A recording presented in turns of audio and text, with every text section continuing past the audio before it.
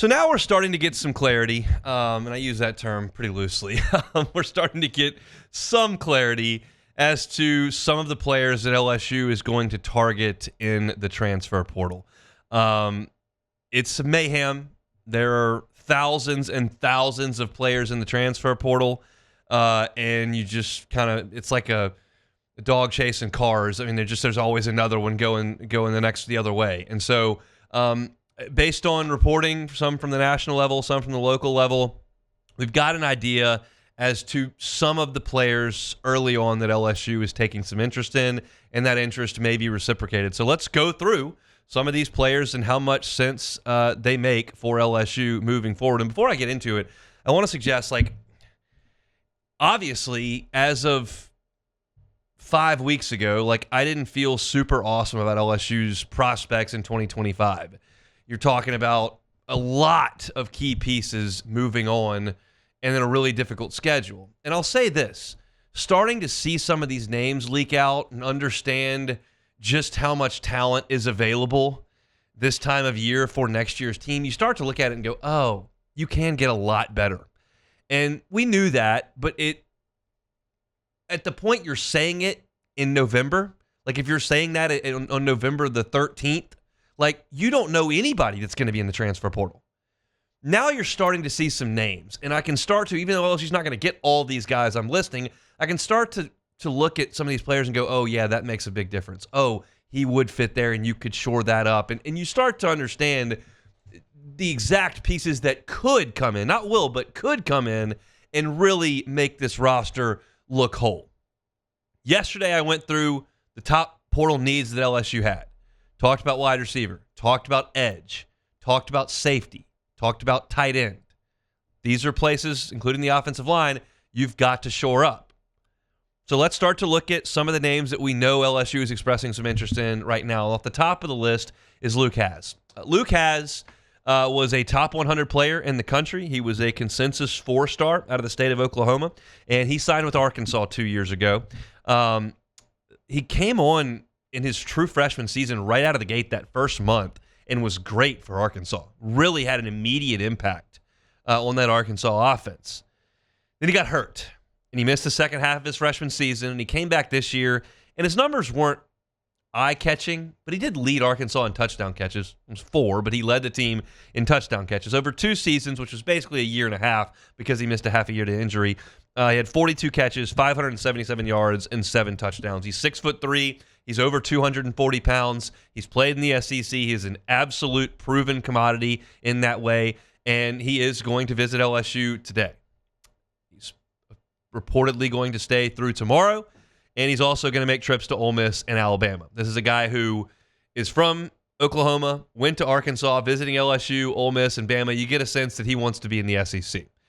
And I feel like LSU's pitch to Luke Hasz is a pretty good one. Just see, these are our 2 guys we got here.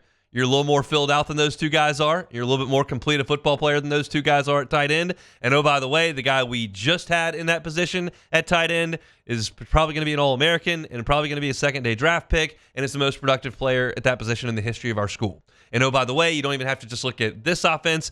Go back to Notre Dame where Brian Kelly was just pumping tight ends into the NFL like an assembly line. It's a pretty good pitch. Now, obviously, dollars and cents are going to come into this, and that's where we got to see whether or not LSU is going to play ball at the top of this sport. But it makes a lot of sense that LSU could land Luke Hasz. And I also like when players go into the transfer portal, what the reaction is from that side, the fan base, the media members. And Arkansas fans were really disappointed to see Luke Hasz go in the transfer portal. So that's a guy that really made an impression up there on the Hill in 2 seasons. We'll see if LSU can rule him in. I think that would be a fantastic get for the Tigers. Second player that is starting to be reported that LSU has sincere interest in and looks like has some interest in LSU as well and has already set up a visit. That's Will Heldt. He is an edge rusher from Purdue.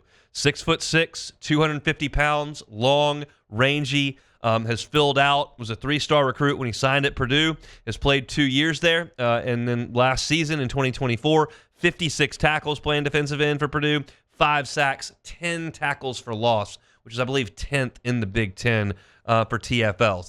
That's production, that's size, that is a position of need. This sounds great to me. Now, he is from the Midwest, and he is going to visit LSU and Texas A&M reportedly.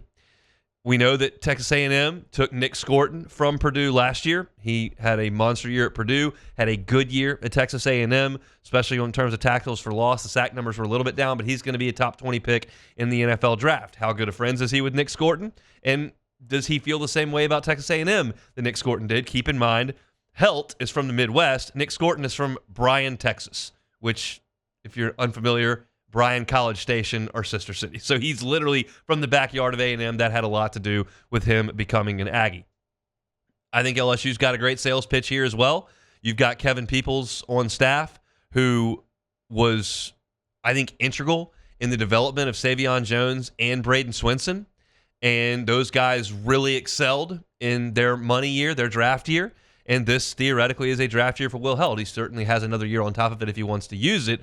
But that would make a lot of sense. This is a guy I would love it if LSU could lock in. But if you're competing with Texas A&M, you better get the checkbook out. It's just the way this whole thing works. Speaking of Kevin Peoples, speaking of big-time talented defensive end, this is not a name that we have had attached to LSU, but one that makes a lot of sense for LSU when you consider relationships. Williams Nwaneri is a former five-star. He was the number 7 player in the nation, according to On3. He was the number 1 edge player in the nation in last year's signing class. And he signed with Missouri. He was out of Missouri. He signed with Missouri. Who was the edge rushers coach there when he signed? Kevin Peoples. Who was the defensive coordinator when he signed? Blake Baker. I don't know what that relationship is. Stands to reason it's pretty good. If you read the internet on Twitter, you would suggest this is going to be a big-time NIL play. Oklahoma was involved initially. We'll see if LSU can get a seat at the table and have a conversation. Now, Nwaneri was a massive recruit. 6'6", 265, 5-star, top 10 player in the nation, all that. He didn't really do anything this year. He played in 4 games. He had a sack against UMass, and that was it. He did not play a lot for Missouri. But the talent is unmistakable. And there are also 2 more years of eligibility, potentially 3 years of eligibility for this player if you could get him into your program. That's a relationship play. No reports that LSU is in the mix there from a visit perspective, but this is pretty fresh news. He just went in last night. We'll continue on with a couple of guys that we know that LSU has interest in and that have interest in LSU. Jamari Butler announced on Twitter last night that his final 3 are Nebraska. That LSU is involved in his final 3. He is from Nebraska, has played there for 3 years, 7.5 sacks, 65 tackles. He is another defensive end edge player, 6'5", 260. Not a star at Nebraska, but it's somebody that you can potentially develop like Braden Swinson.